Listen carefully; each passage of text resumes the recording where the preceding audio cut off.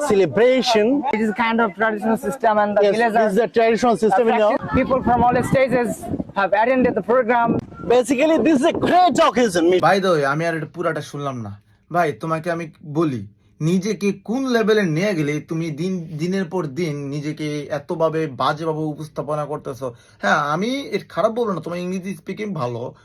আমি আমি কোনো ইংরেজিতে ভালো না, আমি ইংরেজিতে কোনোভাবে ভালো না। আমি তোমার ইংরেজিতে শুনে আমি অ্যাপ্রিসিয়েট করি, কিন্তু তুমি নিজেকে কোন জায়গায় নিয়ে কীভাবে উপস্থাপনা করো সেটার পর্যন্ত তোমার ন্যূনতম জ্ঞান বুদ্ধি নাই বললেই চলে।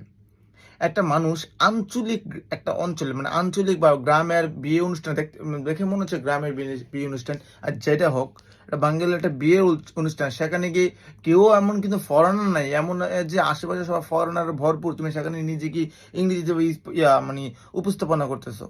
আশেপাশে মানুষগুলো বোকাচোদার মতো তাকে রয়েছে, আর তুমি বকবক করে করতেছো ইংরেজি ভাষা বলতেছো। এটা তো তোমার বিষয় না। মানে এখানে তো তুমি এক প্রকার ছাবলামি প্রকাশ করলে যে তুমি খুব জ্ঞানী, আশেপাশে মানুষগুলো মূর্খ।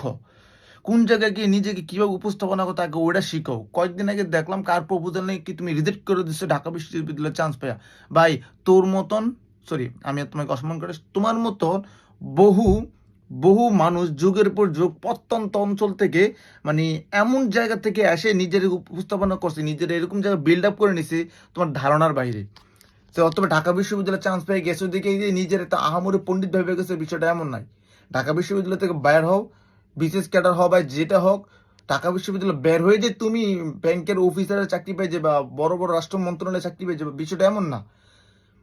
আবার দেখছি কয়েকদিন আগে যে কোনো সমুদ্র সৈকতের পাশে এক ফরেনার সাথে তুমি মানে ইংরেজিতে স্পিকিং করতেছ।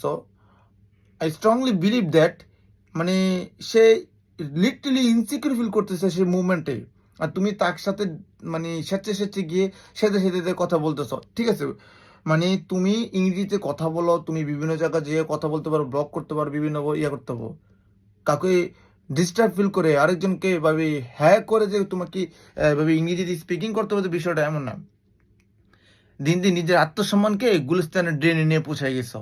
হ্যাঁ, নিজের আত্মসম্মান ধরে রাখো, না হয় কিন্তু আমো যাবো সালো যাবো। পাবলিক সবাই বুঝে, এসব ভোট টোয়ান্টিরে এখন আর জমা দেয় না।